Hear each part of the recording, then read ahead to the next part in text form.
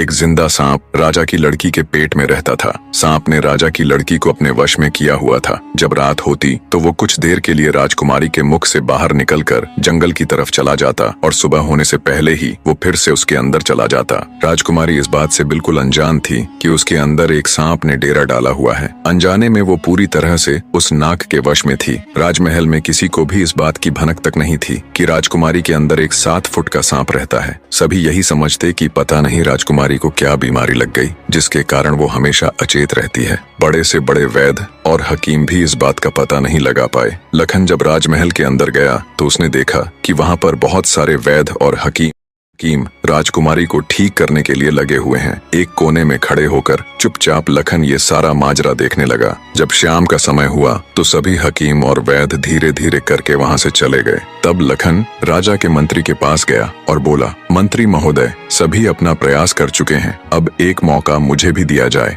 लखन की बात सुन मंत्री उसे अपने साथ ले राजा के पास जाता है और लखन का प्रस्ताव राजा के सामने रखता है। बेचारा हर तरफ से निराश हो चुका राजा एक बार अनमने ढंग से लखन की तरफ देखता है, फिर दुखी मन से कहता है, बताओ तुम मेरी बेटी का इलाज किस प्रकार करोगे। लखन राजा को प्रणाम कर बोला, महाराज, मुझे एक रात अपनी बेटी के साथ ठहरने की इजाजत दीजिए, तभी मैं किसी नतीजे पर पहुंच सकूंगा। एक बात और महाराज, मैं बिल्कुल एकांत में राजकुमारी के साथ रहना चाहता हूँ, तभी मैं अच्छे से ध्यान लगाकर राजकुमारी जी की बीमारी का पता लगा पाऊंगा। लखन की आत्मविश्वास भरी बातों से राजा के मन में हल्की सी उम्मीद जागी। उसने लखन को रात में राजकुमारी के साथ एकांत में रुकने की इजाजत दे दी। राजा की इजाजत मिलते ही लखन राजकुमारी के कक्ष में गया और उससे कुछ दूर एकदम चुपचाप बैठकर उसे देखने लगा। जैसे ही रात के 12 बजे का समय हुआ तो अचेत अवस्था में पड़ी हुई राजकुमारी के मुंह से सांप बाहर निकला और महल के परिसर से होता हुआ जंगल की ओर चला गया। ये सब देख लखन दंग रह गया। वो बिना कुछ हरकत किए चुपचाप वहीं बैठा रहा। जब रात का आखिरी पहर खत्म होने को आया तब वो सांप वापस लौटा और राजकुमारी चंद्रकला के मुख से होता हुआ पूरा उसके अंदर समा गया। दम साधे लखन ये सारा माजरा देखता रहा। सारा माजरा देख उसे समझते देर न लगी